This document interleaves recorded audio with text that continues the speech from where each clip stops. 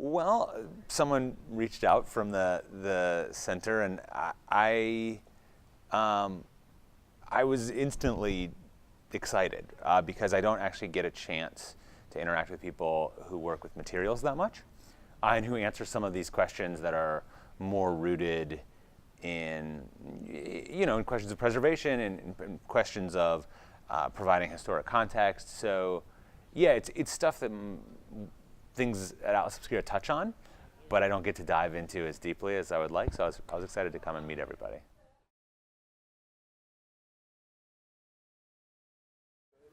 The database at the heart of Atlas Obscura is always constantly growing. So that part of it, where people submit locations to the Atlas and we edit them and add them, regularly gets additions of roadside architecture. We don't have a specific roadside architecture project currently going on, although we're starting to put together some different guides to cities and areas, and these, by their nature, end up including a lot of sort of classic roadside sites. So it's a kind of just like other things, such as like outsider art. It is a sort of a regular piece of the kind of work we do editorially.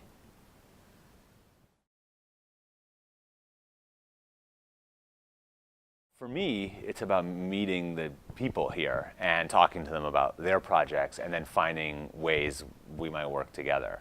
There's already been talk of maybe doing an event in LA where we take a group through to the Southwest Museum, which has this old entrance built in the 30s that was done in this like Mayan revivalist style. The museum's been closed for a long time, but is trying to reopen, it sounds like, and is interested in having visitors. So that's something that might come out of this. And basically, I like I said, the thing that drew me and the thing that I'm hoping to take away is sort of connections with people doing interesting work in a world that is adjacent to, but not directly my world, and sort of starting to bridge those gaps. Like the people from the Kohler Foundation, apparently one of the things that they inherited along with all these amazing built environments is a website that is like no longer online, but catalogs outsider art projects all over the world.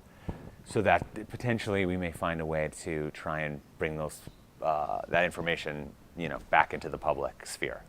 So yeah, that's the really exciting thing, is that I think there's a lot of different ways we might be able to work together with people here.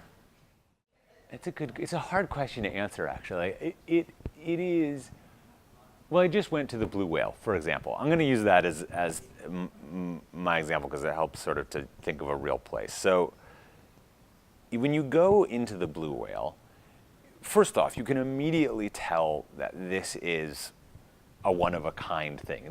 They're singular creations. They tend to be things that are made once by a person in a place, and they really have that feel of location and temporality. Obviously, they do get moved sometimes, but the kind of uniqueness of a lot of these places, it makes them special, and it also, like, they kind of come with their context baked in a little bit. Like, you need the stories to help understand it, but you even if you walk up and you didn't know anything about the Blue Whale, gives you a really strong impression of being handmade. You can see the sheet metal that's sort of hidden, kind of worked in along with the concrete. You can see the rebar and the welds. You can, you could climb up into that second floor space, and it's this like hand-built floor, and look out of the little hole. It's just, all of these locations kind of have a deep soul to them, and they tell you something about themselves, about the place, about the time they're from,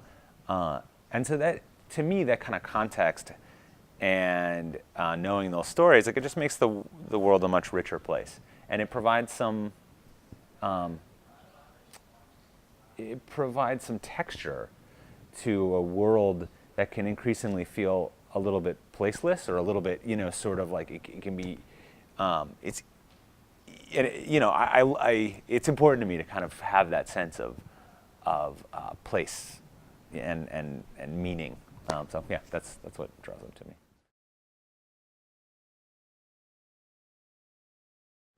It totally started just as a kind of a passion project, and a sense that it was confusing that something like this didn't exist, you know? So Josh and I, my co-founder and I, just started talking about this. We worked on a few different projects that were around the theme of wonder and sort of wonders of the past, but we're not specifically around place. And then I was going to go live in Eastern Europe. I lived in Budapest for a year, and started talking about travel. We started talking about the kinds of places we both like to see, and how there really wasn't, the only resources were basically these out-of-print books. There's a book called Weird Europe that had some of this stuff. But the other problem was even the resources that did exist often took a little bit of a flippant tone. You know, it was kind of like, isn't it weird? Isn't it macabre? Isn't it whatever? And missed sort of the real core history, the thing that actually made the place interesting. So we decided, let's put a website together. We were both like in our early 20s and pulled together a tiny amount of money from friends and family and built the website and sort of said, fingers crossed other people will feel the same way. And it was nice. And it's been nice. I mean, one of the best things about it has been sort of finding a community of people who were excited about, who saw what we were trying to do, were excited about it, and wanted to help us build it. So, yeah. Ooh, now that is a much harder question.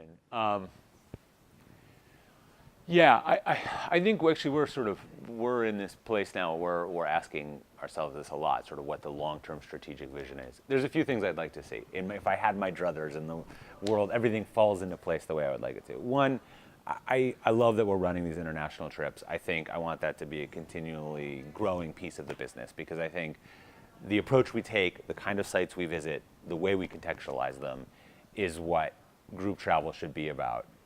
And so I want that to keep growing and largely become the main revenue driver for the company.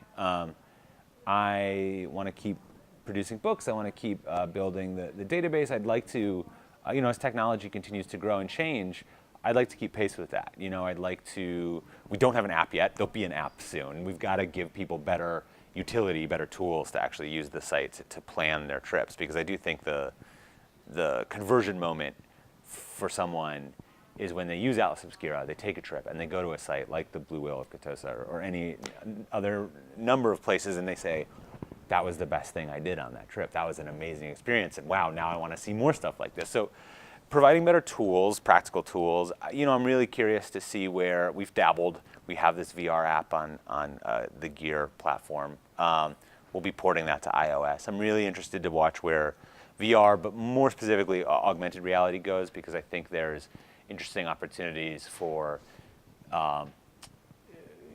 doing place-based information, like combining the built environment and the information environment around place. I think that's an exciting thing that will continue to happen, and we sort of played around with that a little bit.